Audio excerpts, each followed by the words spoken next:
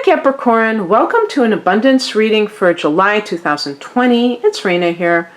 I've done these in the past, but I'm using a different spread. This is from the Sisters Enchanted, and I'm just going to lay out the cards. They're not numbered. Usually with tarot spreads, they are numbered, so they tell you which sequence to lay out the cards. But that's kind of interesting because then you can play around with which cards you put out first.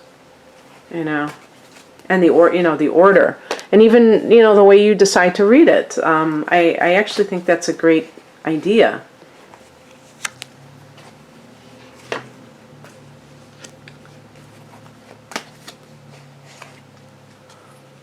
Okay, I think it's only 5, yeah.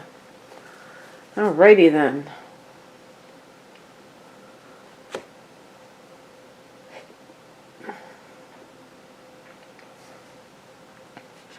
What present influence is contributing to your abundance right now? And this is the Queen of Wands. This can be a mother, especially if she's a Sagittarian, or by extension, Leo or Aries. She's a very, I was going to say a dominant force. Definitely kind of a force of nature, and this could also be like a mother figure, a grandmother, a boss, a lady boss, somebody who encourages you. And if you're a woman, maybe even a role model, somebody that you aspire to become like, so a mentor. Whether she is an official in that official capacity or not doesn't matter. It's just that she can give you great advice because maybe she's been there and done that. And by the way, I don't know if it should go without saying, but abundance, this is not just some kind of career reading. This can be anything that is fulfilling to you, that makes you feel like your life is full.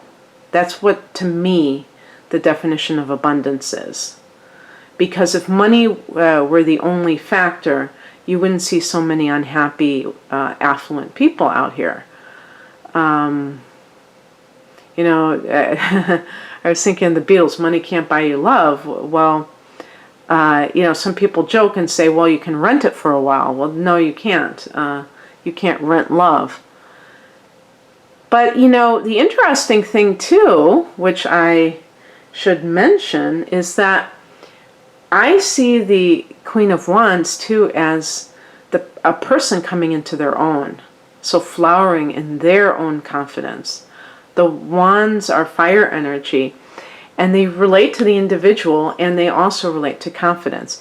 And really, I think those two words go hand in hand, because once you know who you are as an individual, you have, I think confidence is a natural extension of that. And the point of confidence, people think that confidence and cockiness are synonymous. No, that's not true at all.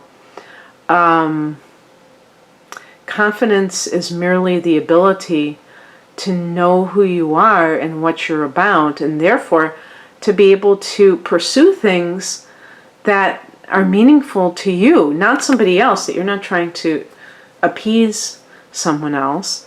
And also that if somebody else says something to you where they're projecting onto you their own issues, that you don't automatically take that in and make that your reality.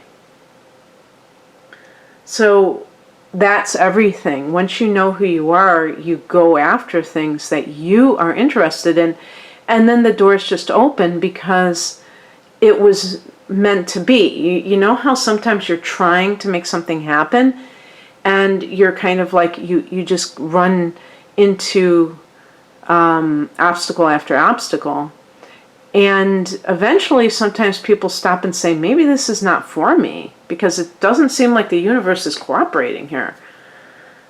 Some people don't. Some people just keep ramming into that door, and that can be, people who are stubborn especially, but in any case, The first two cards that I have been reading, it's been weird because they almost seem redundant. The one I'm reading next, it says, what is my connection to abundance right now? So the first is a present influence. So maybe it is outside influences with the Queen of Wands. So a mother who is helping you, a boss or mentor, and then maybe this is more like you. Queen of Swords, this is being like more in control of your emotions. Capricorns usually are like this, more, capable of detachment. But there's always the possibility that you have your moon sign, which is your emotional nature, in water. Cancer, Pisces, Scorpio. And that can, or even fire signs, can make the person more emotional and less rational about things and less detached.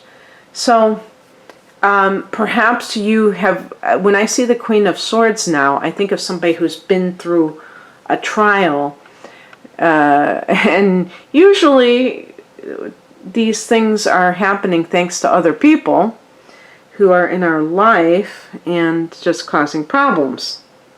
But somehow you were able to avoid the manipulation, whatever it was that they were trying to do to get you to be a certain way. And you have been able to triumph in that sense.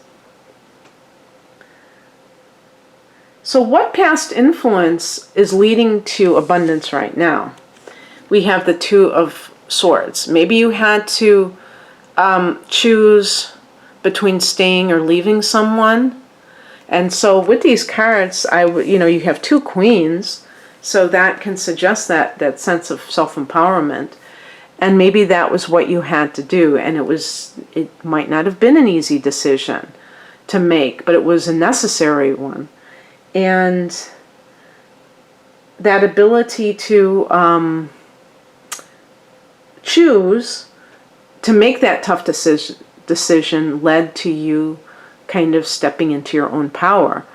Perhaps it was just like a job offer, and you have chosen a particular place to work where, unless you're working for yourself, and that's what the Queen of Wands represents. But in any case, that person may be in your workplace, the Queen of Wands, and it was a great choice that you made, because they are, somebody that you can look up to when it comes to career matters, and that will lead to abundance in other areas of life. What area of your life is your abundance energy best focused on right now? So what should you focus on to kind of increase your ability to attract abundance? The Devil card. This is your card, actually. So you could say focus on yourself, but I do look at the devil as the devil. And I would say look at those things in your life, whether it is greed or excessive preoccupation with money. Even if you don't spend it, Capricorns are not usually like very big spenders, like, wanting to kind of show off their money like that. But, if you're just someone who wants to have a certain type of house or live in a certain type of neighborhood to prove that you've moved up in the world, that could be part of this too, because this is a sense of bondage to the material nature. Excessive materialism, some kind of a bad habit, an addiction, a relationship that's an addiction. And that would be in a relationship that is painful, but you can't seem to free yourself from.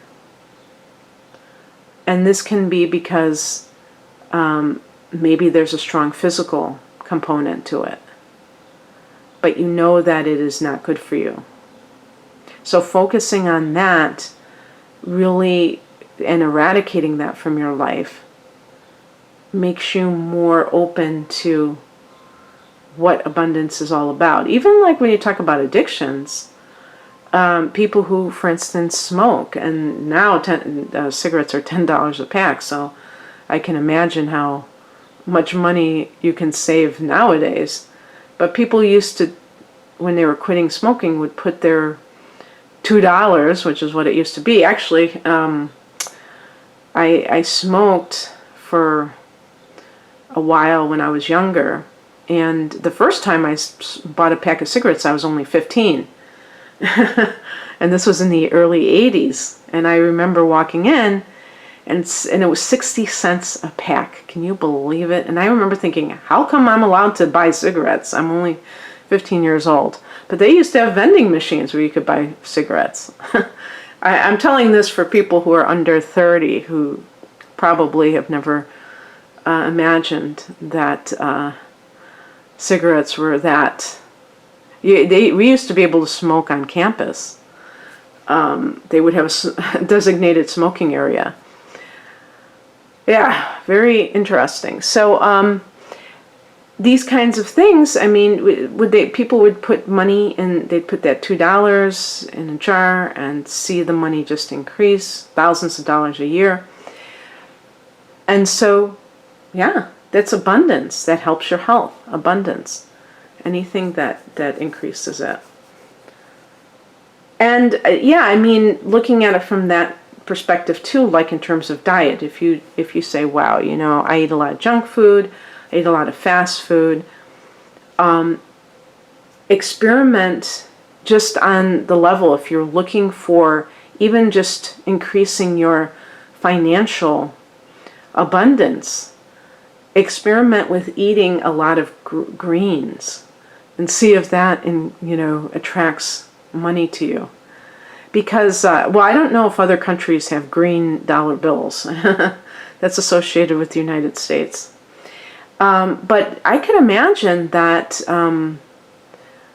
even changing your diet to something really wholesome, healthy, could increase your financial abundance.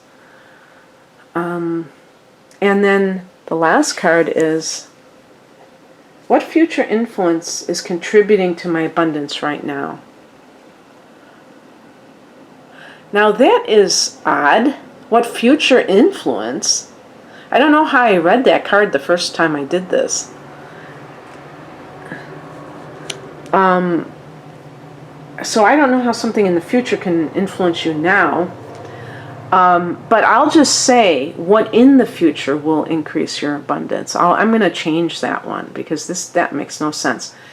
And I will say the Four of Swords is a card of retreat. And I think that would be wonderful because you have two other Swords cards.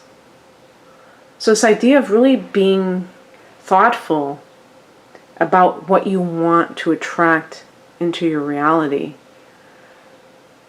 is a great way to actually make it happen.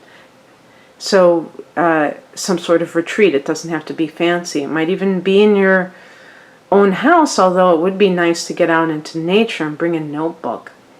Turn off your phone and just get into that contemplative mode. Be by yourself. That's what this is about too. Maybe that's what you need. Maybe you need some time alone. If you are somebody who is in a situation where there's more than you in the household, that you need that time so you can hear your inner voice.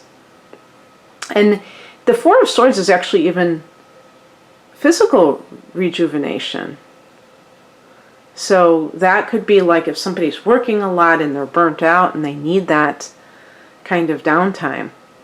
Okay, Capricorn, that's what I have for you. I hope that you enjoyed this. If you would like a personal reading, the link is below. Take care. Bye.